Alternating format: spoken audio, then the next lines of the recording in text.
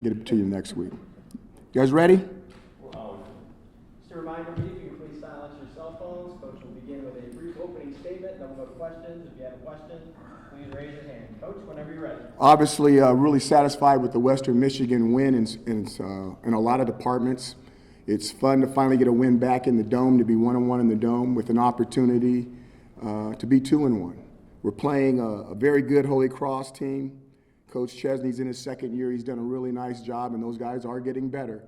Hopefully, it'll be an opportunity where we can continue to have the success that we started last week. Question? Andrew, obviously you said Cisco and Iffy are really close to being back this week. Anything on Williams and Heckle? I think McKinley was in a walking boot. Haven't heard from any of those guys. Won't get anything until after they get through with the doctors and stuff on today. Hopeful for Heckle this week more than the past two, or? I have to wait and see. What did you see with the offensive line when you went back and rewatched the tape? Saw a lot, saw some good, saw some bad. We're still continuing to grow. Like I said earlier on record, somewhere between game 4 and 6, we're going to find out if we have the right guys or the wrong guys. I think they got better, but they're not exactly where I want them right now. What was good and what was bad? They did some good things on pass protection. They did some good things in the run game. They kind of mixed it up. Okay. So it's consistency more so than specific? Always looking to be consistent. Yeah, absolutely. Other questions, Mark? Coach, a couple weeks ago, you guys were getting ready to play the #1 team in the country, and now your team's ready to play the Holy Cross. And I know you're going to say, oh, we treat every game the same, but to the general fan or the layperson, this looks like a game with quite a difference from a couple weeks ago. I bet you that's what Clemson said 2017 or 2018 when we played them. Okay, so I don't look at it that way. The average fan can look at it any way they'd like. The ball bounces a lot of funny ways. It went on the ground a lot on Saturday, and if it bounced different ways, I could be up here with a different attitude today. You never know what's going to happen in a football game, and then you never know who's going to get hurt in a football game while you're playing it. It's a serious game where the good players are allowed to get tackled and they're allowed to get hurt. So we need to be focused and locked in so we don't make any mistakes, and we can leave this game with the same amount of players that we started it with. You mentioned how proud you were of Tommy bouncing back against Western Michigan. After the Clemson game, did you have to do any sort of soul searching with him, talking with him a little bit more, and the way he responded Saturday? I mean, was that something you saw coming? I wouldn't say any more soul searching. You spend a lot of time with your starting quarterback if you're involved with the offense. And the more that we spend time together, the better I feel. Okay, he's a very calming soul about him, even though he's excitable because he is young. 18, 19, I don't even know how old he is. He's probably 19 or 20. But he's young at heart, but he's got a very mature side to him. So he's easy to deal with, and I think he's going to continue to get better. Steven? Is there a chance McKinley ends up redshirting? Is that something you guys have thought about? Sure. There's always an opportunity for him to do something like that. I'm not sure I've thought about it. He's a really good player. And we still got a lot of football to play and a lot of ACC football to play. So what did the doctors tell you last week when you talked to them about McKinley? They told me to hold on and be patient. They said it was a virtue. Is this something wow. You think he could be ready for NC State, or is this something that you still figure? I would hope that he would be getting ready somewhere around that time. Yes, sir. Okay. Mark? Coach, the offense obviously looked, I think to most of us, looked better. The defense, though, continues to give up a lot of yards and points. Do you think that's going to be the way it's going to go this year? Like, you're going to force turnovers with defense. That's going to be their kind of game, but they're going to give up that, or do you see them playing better? Well, I hope that we start to get some more of the defense that we saw early in the year versus Liberty. You never want to say that you want to bend but not break defense. But the one thing that our defense has been outstanding about is getting turnovers. And as long as they keep giving us extra possessions, we're going to have opportunities to win games as long as we're efficient on offense. We have the type of defense that we feel like you can shut people down, and we got to get some of those scores a lot lower than what they've been. Andrew? With Michael playing a lot on Saturday, and we've seen him throughout the season, I guess what, besides maybe enrolling early, has allowed him to get those reps as the third linebacker over maybe Lee and some other guys? He really has a good understanding of what we're trying to do.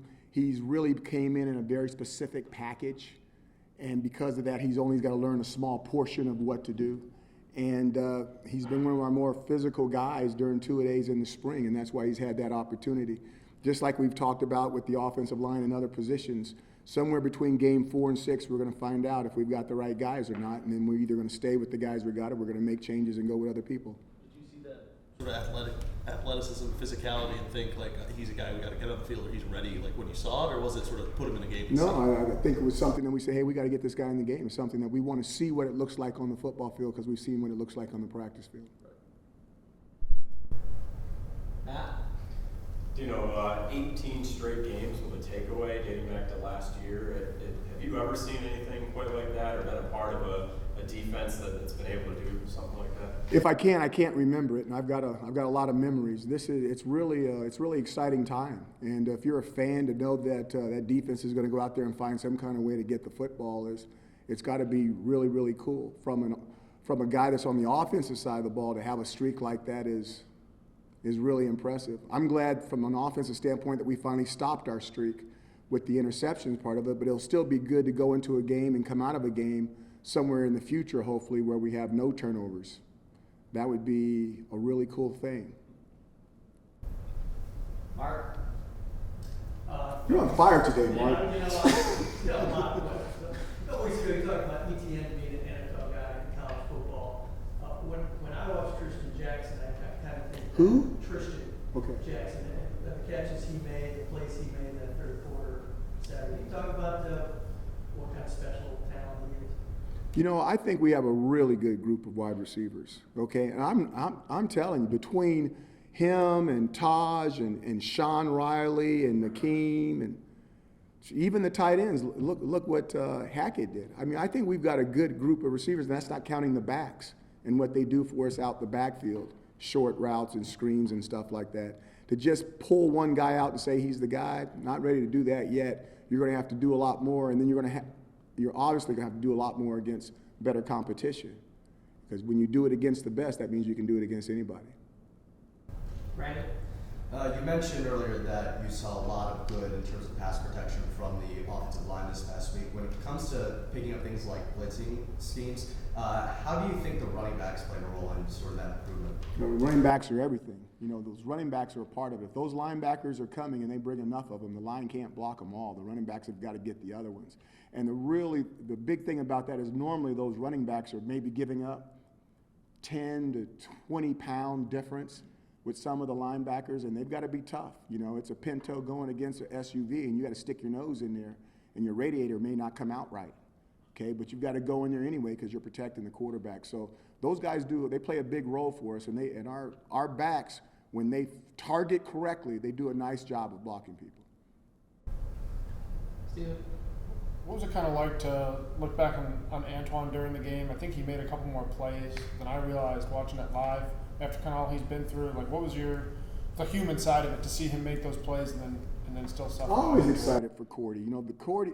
Cordy has never been the issue on the football field playing. The thing is, Cordy gets banged up a little bit because he's got a big guy's heart and a little guy's body, and he's quicker than you know what, and he's competitive than most people.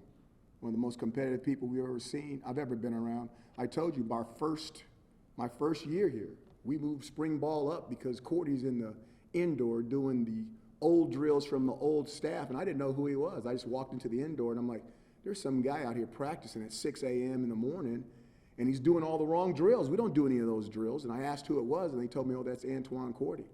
And I'm like, we got to move spring ball up. These guys are ready to go, and I don't want them practicing the wrong thing for 2 months, and then we got to correct that and do the right thing. So he's always been aces with me. He's just got to find a way to stay durable, stay on the field. Do you think he'll be back this season? You got to talk to the doctors. Yeah. Andrew? Looked like Kendall and Alton, obviously a big first game and then quiet the last 2 weeks, sort of have got going a little bit, but I was looking at the stats today and I was surprised that Lakeem was actually leading the team in sacks. Has there been sort of an increased use of pressure and blitzing and maybe just creating different looks without numbers advantage, or trying to create numbers advantage? I guess has that philosophy shifted at all? I think we blitzed a little bit. Anytime that you're blitzing, you're going to create a one-on-one for Alton. You're going to create a one-on-one for Kendall. So if you check the numbers, I think we've been blitzing a little bit more, but that's not to neglect the fact that you can also get coverage sacks. You know, you can go back and play coverage, and you give those guys, those defensive ends and those tackles and those nose tackles a little bit more time to pass rush and put some games and some twists up front that you can get home that way as well. So there's two ways to get a sack. You can either bring extra pressure or you can get coverage sacks off the back end. Very seldom is it that one guy just beats another guy, because if you know who the good guys are, you know who to put the extra protection to, get the extra blocker to keep those guys neutralized. Now, if we ever what we need to do is get a little bit more push up the middle, which we're not getting. If we ever start getting that push up the middle where we can reset that pocket, I think we will be even more productive with guys getting the sacks off the edge if we can get the middle part of that pocket pushed back a little bit. Last two questions, Matt and Steven.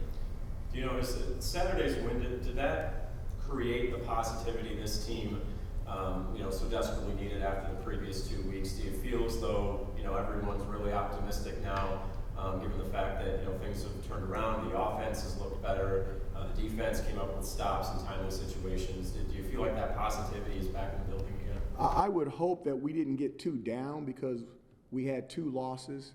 And I would hope that we are not 2 up because we had a win over Western Michigan. There's a process going on here.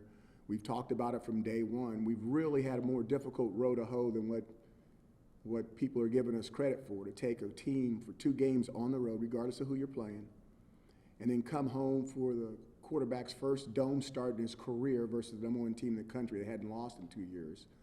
And now his second start at home was against Western Michigan. I just think that we need to let it happen, be patient, okay, let it come to us, and as these guys grow up, we're going to get better and better. Last question, Steven. I wanted to ask about Tommy using his feet against Western Michigan. How much of that is you guys saying, hey, we want you to do that to open things up, and how much of it is him reading what's in front of him? It's him reading what's in front of him. We don't always call those plays. It depends on structure and who we're playing and stuff like that. You call those plays versus Clemson, do you know who was going to be the unblocked guy? Give me the number. You know the number of the guy? There you go. You nailed that. I'm not sure I like that matchup. Okay, I'm not sure I like that matchup. So as a coach, you've got to play some chess sometimes of whether you're going to do some of those things. If we like the matchup, then we'll do that. But I will tell you this, the touchdown run was not designed. That was not designed. That was just him seeing something and taking off, which is really good for us. From a coaching standpoint, the first long run, they could see that was a design play call. When the coaches go back and look at the touchdown run, they'll say, well, this wasn't a design run. This is the quarterback just taking off. And when we do stuff like that, we make us more difficult to defend. Is that, I don't know what you call it, the option sweep action? Is that something you put in recently, or is that something that's been going in since camp? We've had it since the first time we've been here. Okay. Other people have already taken it from us and used it in many games. You're welcome. Thank you. Yeah. That was humble and meek way of saying it.